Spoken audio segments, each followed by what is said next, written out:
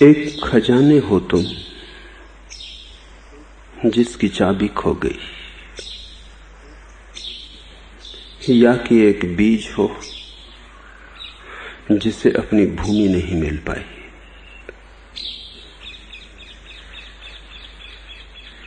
एक ऐसे सम्राट हो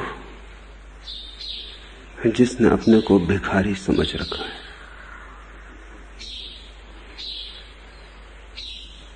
और गहरी नींद है, और उस नींद में तुम स्वयं जाग सकोगे इसकी संभावना नहीं। तुम चाहो भी कि तुम अपने ही हाथ से जग जाओ तो भी ये घट ना सकेगा। घट इसलिए ना सकेगा कि जो सोया है स्वयं, वो स्वयं को कैसे जगाएगा। जगाने के लिए जागा होना जरूरी है। और तुम अगर अपने अस्मिता और अहंकार से भरे हुए सोचते रहे कि क्यों किसी से कहें कि जगाओ, अपने को ही जगा लेंगे, तो ज्यादा से ज्यादा इसी बात की संभावना है कि तुम एक सपना देखो जिसमें कि तुम मान लो कि तुम जाग गए हो। सोया हुआ आदमी जागने का सपना देख सकता है, जाग नहीं सकता। सोए हुए आदमी की ज्यादा से ज्यादा संभावना यही है कि वो सपने में देख ले कि जाग गया है। नींद को तोड़ने के लिए बाहर से कोई, तुमसे बाहर से कोई चाहिए जो तुम्हें चौंका दे। गुरु का कोई और अर्थ नहीं।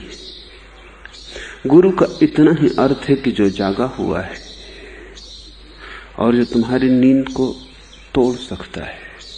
कुछ और करना भी नहीं, कुछ पाना नहीं, क्योंकि जो भी पाने योग्य है वो तुम अपने साथ ही लेकर आए हो।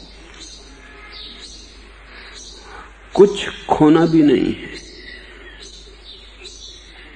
सिवाय निद्रा के, सिवाय मूर्छा के, सिवाय एक बेहोशी के। इसलिए गुरु तुम्हें आचरण नहीं देता, और जो गुरु तुम्हें आचरण दे समझना कि वो गुरु नहीं है। गुरु तुम्हें सिर्फ जागरण देता है, और जागरण के पीछे चला आता है आचरण अपने आप।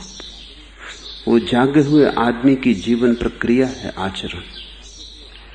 और सोया हुआ आदमी लाख उपाय करे आचरण को साधने के, साध भी ले तो भी सब सपना ही है, सब पानी पर उठा हुआ बबूला है, उसकी कोई सार्थकता नहीं। तुम सपने में साधु भी हो जाओ तो क्या फर्क पड़ता है। तुम सपने में चोर थे, तुम सपने में साधु हो गए, पर दोनों ही सपने हैं। जाग कर तुम पाओगे न तो सपने का चोर सच था, न सपने का साधु सच था। इसलिए असली सवाल चोर से साधु होने का नहीं, न बेईमान से ईमानदार होने का है, न बुरे से भला होने का है, न पापी से पुण्यात्मा होने का है। असली सवाल जागे हुए होने का है, सोए से जागे हुए होने का है। आचरण तो शास्त्र से भी मिल सकता है, आचरण तो समाज भी दे देता है। आखिर समाज भी बिना आचरण के तो जी नहीं सकता।